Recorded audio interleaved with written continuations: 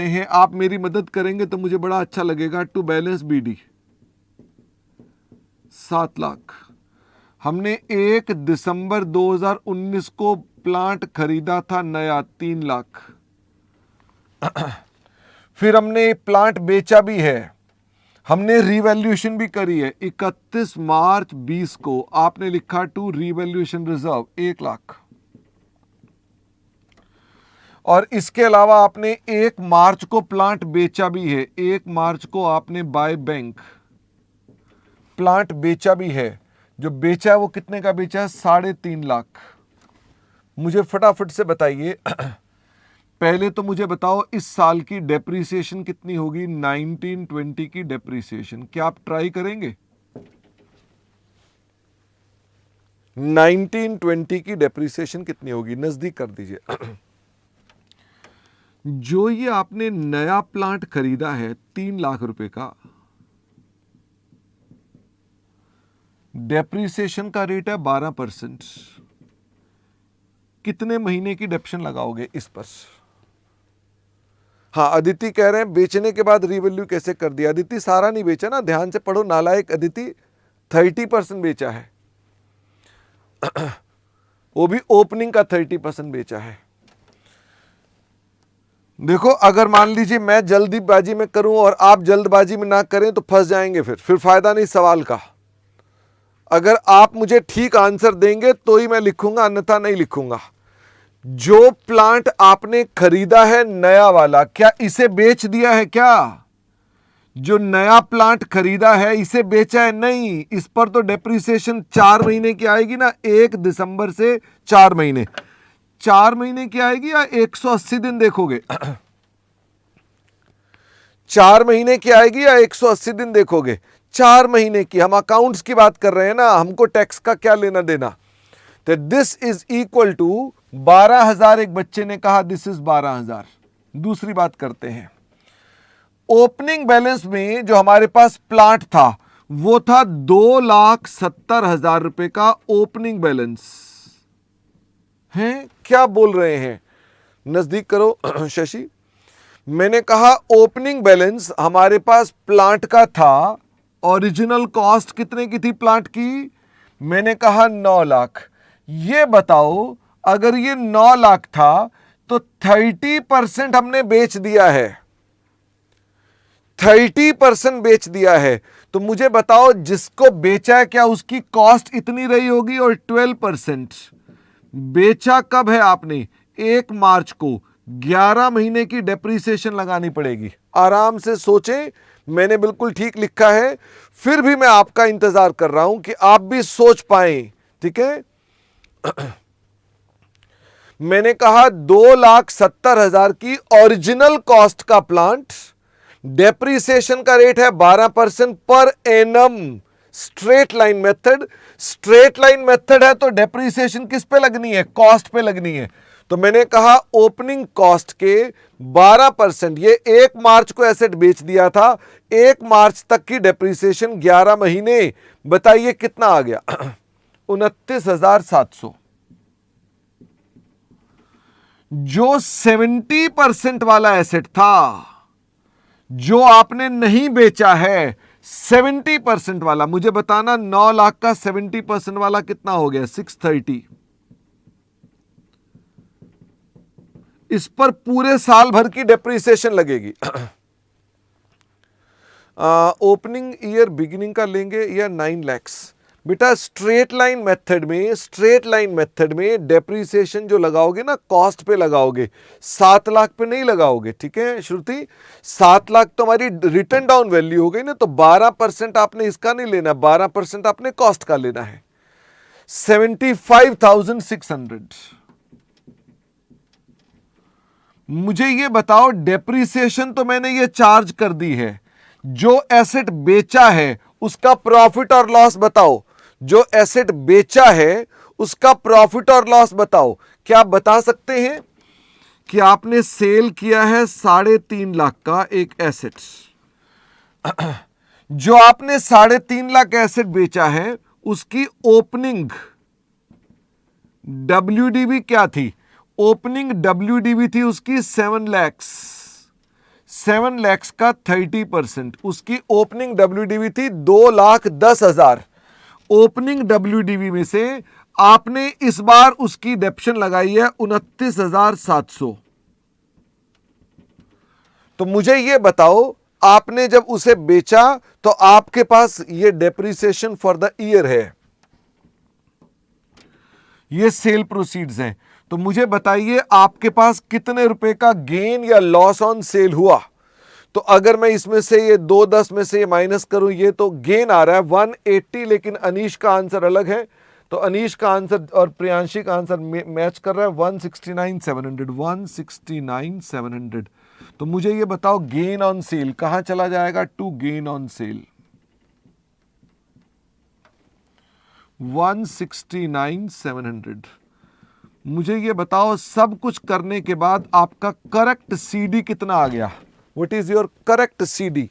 वैसे ये बताना अभी तक मैंने इंड एस 12 लगाया कि अभी तक 11th क्लास थी, है अभी तक 11th क्लास थी। थोड़ा मैथमेटिकल कॉम्प्लिकेशन आ गई क्योंकि मैंने कई पॉइंट डाले, तो उस वजह से मैथमेटिकल कॉम्प्लिकेशन आ गई। 802 400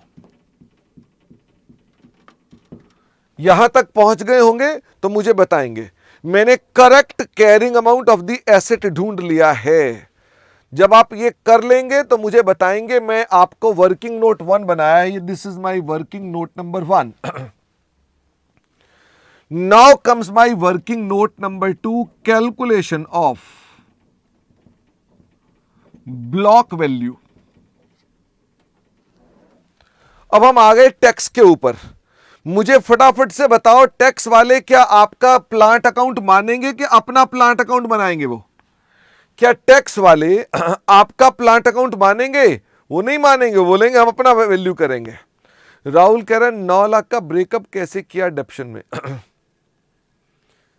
भाई अगर ये ज्यादा कॉम्प्लेक्स हो गया, ये ज्यादा कॉम्प्लेक्स हो गया तो मेरे को आपको 11th के तरीके से पहले ही बता देना चाहिए, क्योंकि बार बार आप अगर रोकेंगे ना तो मुझे ज्यादा प्रॉब्लम रहेगी। राहुल जी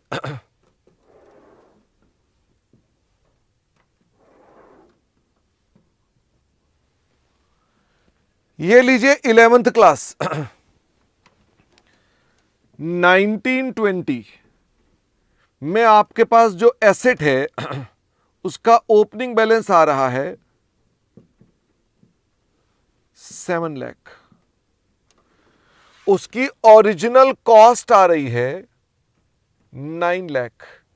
तो बताओ राहुल जी आपकी डेप्रिसिएशन फॉर 18-19 कितनी होगी? बताइए राहुल जी। 2 लाख होगी। अब मुझे यह बताओ अगर डेप्रिसिएशन 2 लाख होगी, क्या मैं इसके 2 टुकड़े कर दूं, 30% वाला पार्ट अलग और 70% वाला पार्ट अलग? कोई दिक्कत तो नहीं है? तो 9 लाख का 30% 270, 9 लाख का 70% 630, 2 लाख का 30% 60,000, 2 लाख का 70% 140, इसका बैलेंस 210। आप ऐसे भी देख सकते हैं। और इसका बैलेंस ये कितना हो गया? 4,90,000। राहुल जी फटाफट से बताइए, ये मैं 11th क्लास समझा रहा हूं आपको। मैंने क्या किया, मैंने इस वाले प्लांट को 1 मार्च को बेच दिया। मैंने इस वाले प्लांट को 1 मार्च को बेच दिया। डेप्रिसिएशन जो लगनी है स्ट्रेट लाइन मेथड पे लगनी है। तो स्ट्रेट लाइन मतलब depreciation will be charged on 270 at the rate of 12% for 11 month. This will be 29,700। तो मुझे बताओ आपके पास आखिरी दिन बचा हुआ एसेट कितने का है? बुक वैल्यू बताओ कितने का बच गया? 2,10,000 minus 29,700 is equal to 180,300 which was sold for rupees 3.5 lakh. तो गेन में निकाल लेंगे। अब फटाफट से बताओ राहुल, हम ये इस पर टाइम और नहीं लगा सकते हैं। और इसकी डेप्रिसिएशन, डेप्शन तो स्ट्रेट लाइन पर लेनी है ना, तो कॉस्ट पे लगनी है। तो डेप्रिसिएशन लगनी है कॉस्ट पे इज इक्वल टू 12%। इसकी डेप्शन बताओ कितनी आ गई? 6,30,000, 75,600। इसके अलावा हमने एक एसेट यहां पर नया खरीदा है, 1 दिसंबर को हमने एक नया एसेट खरीदा है। तो जो यहां एसेट खरीदा है वो 3 लाख का खरीदा है। 3 लाख वाले की डेप्रीसिएशन कितनी आ गई, क्योंकि यही कॉस्ट है तो ये डेप्शन आ गई फॉर हाउ मेनी मंथ, 4 महीने थे शायद, तो ये आई थी आपके पास 12,000। तो आपके पास ये बच गया 288,000, ये बचेगा नील। ये देख लेना कितना बचेगा, 490,000 माइनस 75,600 इज इक्वल टू 414,400। अगर मैं आपसे सीडी पूछ लूं तो सीडी का बैलेंस कितना हो गया, प्लस 288,000 इज इक्वल टू, ये तो कुछ गलत हो गया, 702,400। हमने शायद कुछ और भी किया था, हमने 1 लाख से रीवैल्यूएशन की थी, कौन से की थी पता नहीं, तो मैं यहां पर प्लस कर दिया 1 लाख रीवैल्यूएशन, तो मेरी वैल्यू आ गई 802,400। फटाफट से बताइए। अब मुझे लेजर पे दोबारा मत लेकर आना कि लेजर में ये कहां से आया वो कहां से आया, अभी पूछना पूछ लो, क्योंकि मैं इसको रब कर दूंगा, आई डोंट हैव स्पेस, इसके बाद मैं इसको रब कर दूंगा। अब किसी को उस लेजर में कोई प्रॉब्लम तो नहीं है? शोभित ने कहा ठीक है। वापिस आइए और यहां पर वर्किंग नोट बनाओ और यहां लिखो ब्लॉक वैल्यू। मुझे ये बताओ, टैक्स वाले ब्लॉक सिस्टम फॉलो करते हैं, ओपनिंग बैलेंस ऑफ ब्लॉक। अगर हमने ओरिजिनल कॉस्ट रखी थी 9 लाख की, पिछले साल सरकार ने आपको डेप्रीसिएशन कितनी दी थी? Tax allowed depreciation of 4 lakh in the previous year. मुझे बताओ पिछले साल ये थी, तो क्या मेरा opening balance of the block 5 lakh का होगा? Opening balance of block. मुझे ये बताओ, आपने इस बार कोई एडिशंस की हैं? एडिशंस जब आपने की हैं तो 3 लाख की एडिशंस हो गई। क्या रीवैल्यूएशन को यहां लेंगे? फटाफट से बताओ। Revaluation under tax not allowed, revaluation को नहीं लेंगे। क्या कोई डिलीशन लेंगे? फटाफट से ये बताना, डिलीशन किस वैल्यू पर आएगा? क्या इनकम टैक्स वाले भी, क्या इनकम टैक्स वाले डिलीशन के अंदर सेल प्रोसीड को घटाते हैं, या डिलीशन में भी वो अपनी बुक वैल्यू ढूंढते हैं? What does tax people do? तो tax people do deletion sale proceed, ठीक है, तो ये सेल प्रोसीड घटाते हैं। आई होप आपको ये बात पता है, इनकम टैक्स के अंदर आप ये पढ़ते भी थे, ठीक है। शुभम कह रहा है वो इसे मनी पेबल बोलते हैं, चलो ठीक है मनी पेबल बोल दो। तो डिलीशन बताओ कितने का हो गया? उन्होंने 3.5 लाख की वैल्यू माइनस कर दी। मुझे बताओ क्लोजिंग ब्लॉक कितने का हो गया? क्लोजिंग ब्लॉक हो गया 4,50,000। डेप्रीसिएशन लगानी है आपने, तो मुझे फटाफट से बताओ 3 लाख का जो एडिशन है इस पर डेप्रीसिएशन टैक्स वाले कितनी देंगे? टैक्स वाले डेप्शन देंगे 30% फॉर हाफ ईयर। बताओ हाफ ईयर क्यों? वो डेप्रीसिएशन देंगे only for half year on 3 lakh. तो डेप्रीसिएशन विल बी, क्योंकि ये एडिशन हाफ ईयर में थी, ये हमारे पास लेस देन 180 डेज है, तो लेस देन 180 डेज है, देयरफॉर इस पर डेप्शन आ गई 45,000। 45 आ रही है ना, चेक कर लेना एक बार।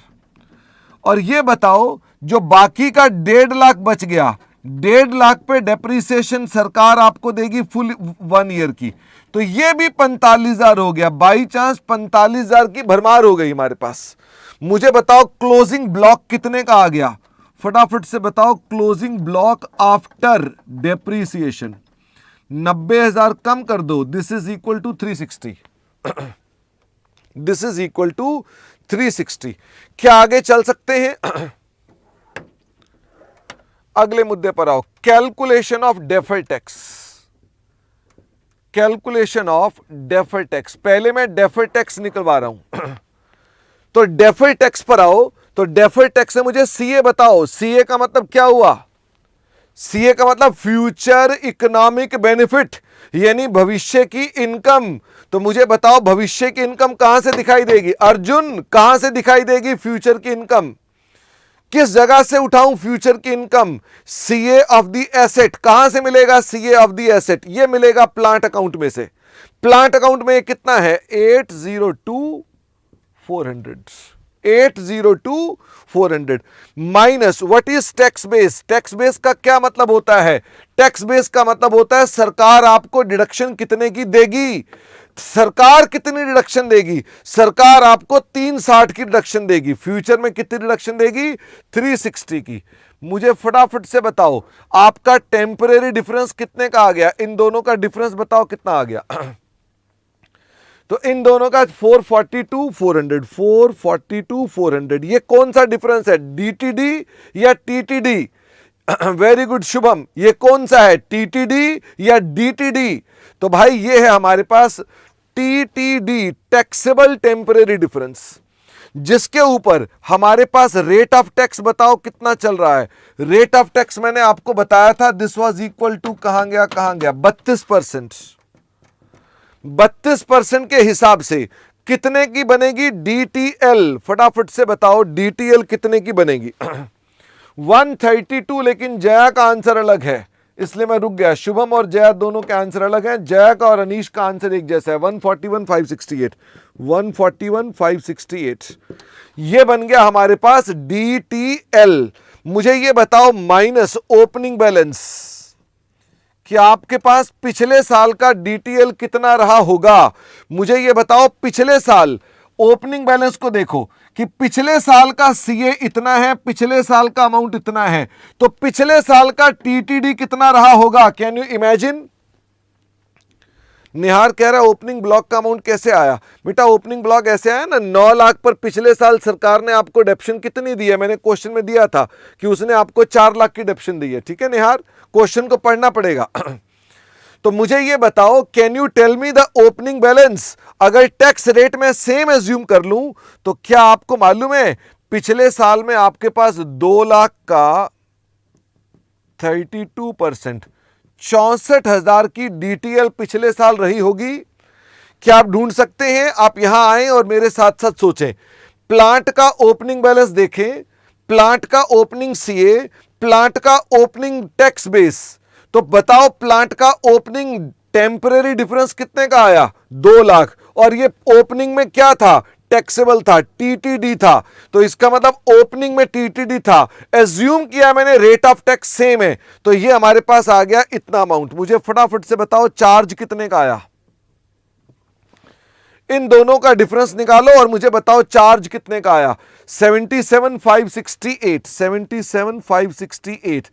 क्या कुछ चार्ज ओसीआई में और कुछ चार्ज पीएनएल में जाएगा? The answer is yes. मुझे बताओ करंट ईयर में आपने रीवैल्यू किया है 1 लाख, क्या करंट ईयर में रीवैल्यूएशन रिजर्व की एंट्री आ रही है? भाई अगर आपने करंट ईयर में रीवैल्यूएशन रिजर्व को डेबिट या क्रेडिट किया है तो यहां पर भी उसका इफेक्ट आएगा। तो बताओ इसके ऊपर कितना अमाउंट आएगा? इसके ऊपर आ गया 32,000। तो 32,000 कहां जाएगा? ये जाएगा हमारे पास आरआर में, इसका मतलब ये ओसीआई में गया। बताओ 77 में से 32 को अलग कर दें तो पीएनएल में कितना जाएगा? जय ने कहा 45,568। 45,568। अगर मैं जनरल एंट्री बोलूं तो एंट्री क्या बन गई? टू डीटीएल 77,568 डेबिट क्या करूंगा? रीवैल्यूएशन रिजर्व 32,000, ये ओसीआई में जाएगा। डेबिट करूंगा पीएनएल 45,568। ये एंट्री आपको करंट ईयर में डालनी पड़ेगी। ये कहां जाएगा? ये ओसीआई में जाएगा और सोकी में भी जाएगा। ये कहां जाएगा? पीएनएल में जाएगा। और ये कहां जाएगा? बैलेंस शीट में। बैलेंस शीट में इसके साथ ओपनिंग बैलेंस भी आ रहा होगा। बताओ ओपनिंग बैलेंस शीट के अंदर आपके पास 32,000 रुपए का 64 का आ रहा होगा, तो बैलेंस शीट में अल्टीमेटली वैल्यू जो आएगी वो कितनी आएगी? 141,568। मेरी बात खत्म नहीं हुई है, लेकिन बीच में एक दो मुद्दे आ रहे हैं। रिवैल्यूएशन रिजर्व में से टैक्स बेस क्यों नहीं लेस होके डीटीएल निकलता? रिवैल्यूएशन रिजर्व में से टैक्स बेस क्यों लेस करेंगे अदिति? हमने देखना है टैक्स बेस का मतलब क्या है, फ्यूचर की डिडक्शन। सरकार हमें क्या डिडक्शन देगी? सरकार रिवैल्यूएशन मानती नहीं है तो सरकार तो वही डिडक्शन देगी जो उसके ब्लॉक में आ रही है। और निहार ने कहा ओपनिंग डिटेल कहां से मिला? ओपनिंग डिटेल बेटा यहां से मिला कि ओपनिंग 7 लाख की वैल्यू है, जो आपने क्लोजिंग पे किया वो ओपनिंग पे कर लो। तो इसका मतलब अगर ओपनिंग को देखेंगे तो ओपनिंग 7 लाख और ओपनिंग 5 लाख, इन दोनों का डिफरेंस पता चलता है 2 लाख। तो ओपनिंग का टीटीडी था 2 लाख, 2 लाख पर एज्यूम किया मैंने टैक्स रेट कांस्टेंट है, तो देयरफॉर हमने ओपनिंग बैलेंस निकाला। संचिता कह रहे हैं 32,000 कहां से मिला? 32,000 यहां से मिला। 1 लाख के ऊपर 1 लाख के ऊपर जो आपने रिवैल्यू किया था उसके ऊपर टैक्स लगाया और उसका टैक्स आपका ओसीआई में जाएगा। That is your 1 lakh into 32%, that will go to revaluation reserve. बात अभी बाकी है। क्या मैं एक बात अभी आपके साथ और कर दूं, क्योंकि मैंने करंट टैक्स भी मांगा हुआ है। फटाफट से बताइए। तो मुझे यह बताओ सबसे पहले आपको क्वेश्चन में जो प्रॉफिट मैंने गिवन है वो कितने का है? मैंने प्रॉफिट आपको दिया है 15 लाख रुपए का। इसमें जोड़ो, क्या जोड़ोगे? पहले तो जोड़ो gain on sale of PPE. तो पीपीई में आपको कितने का गेन हुआ था? 169,700 माइनस करो, क्योंकि डेप्रीसिएशन मैंने लगाई हुई नहीं है। डेप्रीसिएशन का टोटल लगाओ। 3 डेप्रीसिएशन थी, तीनों डेप्रीसिएशन अकाउंट्स में आपने जो चार्ज किए हैं 12,000 plus 29,700 plus 75,600 is equal to 117,300। मुझे ये बताओ what is your profit before tax? Find out your profit before tax. तो ये तुमने माइनस किया है -16,69,700, तो ये आ गया पीबीटी है 15,52,400। क्या आप पीबीटी तक पहुंच गए? बोलो ना हां कि ना। आप पीबीटी तक आ चुके हैं, लेकिन आप आंसर अब जाकर थोड़ा सा दबाव पड़ा तो आप बोल रहे हैं। इसमें से क्या माइनस करते हो? टैक्स एक्सपेंस, सी टैक्स और डी टैक्स। तो क्या मिलेगा आपको? फिर मिलेगा पीएटी। तो डेफर्ड टैक्स तो मैं आपको बता देता हूं, जरा फटाफट से बताना। पीएनएल के अंदर जो डेफर्ड टैक्स आ रहा है वो कितने का आ रहा होगा? पीएनएल में डेफर्ड टैक्स आ रहा होगा 45,568। कितने का आ रहा होगा? 45,568। इसके अलावा ओसीआई, ओसीआई में रिवैल्यूएशन रिजर्व कितने का आ रहा होगा? ओसीआई में रिवैल्यूएशन रिजर्व, ओसीआई में रिवैल्यूएशन रिजर्व कितने का आ रहा होगा? ओसीआई में रिवैल्यूएशन रिजर्व आ रहा होगा 32,000।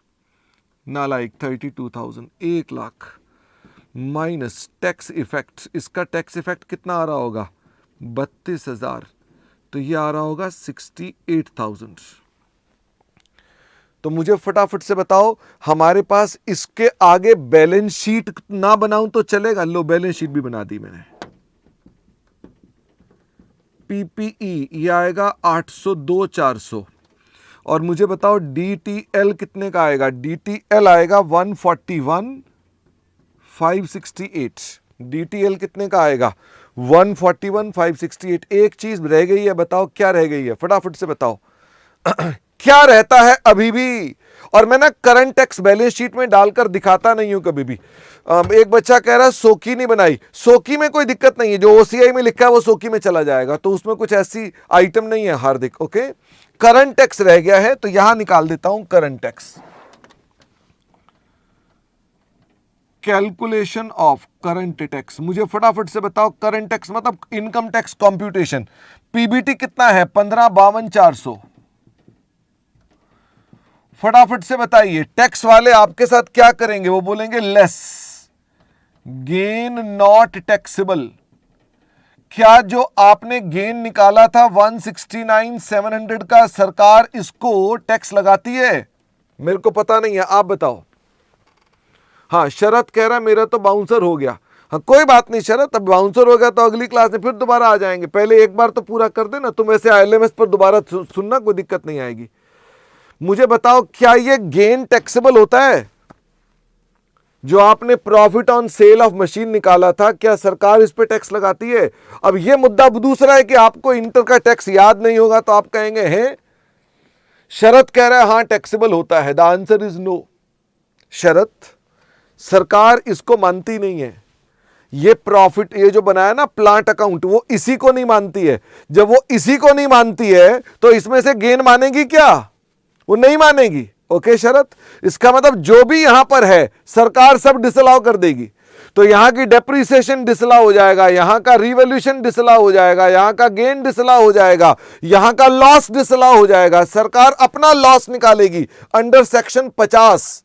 वो शॉर्ट टर्म डेप्रिशिएबल एसेट्स के ऊपर गेन निकालेगी, वो अपना निकालेगी। अगर उसमें निकालना होगा तो, इसमें आ नहीं रहा, इसका मतलब वो नहीं आएगा। क्या इसमें हम ऐड बैक कर देंगे डेप्रीसिएशन अंडर अकाउंट्स? अकाउंट्स की डेप्रीसिएशन कितने की थी? अकाउंट्स की डेप्शन कितने की थी? 117,300 minus less depreciation as per tax. Tax वाले आपको डेप्शन कितने की देंगे? टैक्स वाले डेप्शन दे रहे हैं 90,000 रुपए की। What is your taxable income?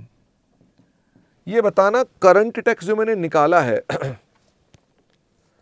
जो मैंने टैक्सेबल इनकम टैक्स निकाला है, ये आपने इंड AS 12 में सीखा कि आपने इंटर में सीखा था? क्योंकि निहार जानते हो प्रॉब्लम कहां पर है? जब आपको इनकम टैक्स एक्ट भी नहीं आता तो तुम सोचते हो कि मैं 3 क्लास के अंदर ही इंड AS 12 भी करा दूं और इनकम टैक्स भी करा दूं। यह प्रॉब्लम है निहार। इतना तो मेरा लॉजिकल बात है कि आप इंटर का टैक्स पास होकर आए हैं, इतने तो मेरी एजम्पशन गलत नहीं होनी चाहिए ना। आपको है ये क्या हो रहा है, ये क्या हो रहा है का मतलब क्या? 14,10,000। अब मुझे ये बताओ टैक्स का रेट क्या है? 32%। तो आपका करंट टैक्स कितना हो गया? 451,200। 451,200। तो मुझे बताओ 451,200 कहां चला गया? 451,200 ये माइनस कर देंगे तो आपका प्रॉफिट भी आ जाएगा। हाँ, शरत कहता है AS 22 से कितना अलग है? शरत आपने लेट ज्वाइन किया है क्या क्लास? 451,200 प्लस 45,568 माइनस 15,52,400, तो प्रॉफिट आ गया 10,55,632। हाँ शरत, अगर लेट ज्वाइन किया है तो बेटा उसको भी आपको पूरी क्लास करनी चाहिए, ठीक है? क्योंकि आपको जो भी पॉइंट्स है ना, हमने बताया कि कैसे पुराना जमाना था और कैसे नया था, अभी उसकी दोबारा चर्चा नहीं करेंगे। अब मुझे ये बताओ, क्या मैं आपको कुछ सवाल घर से करने के लिए दूं कि नहीं दूं?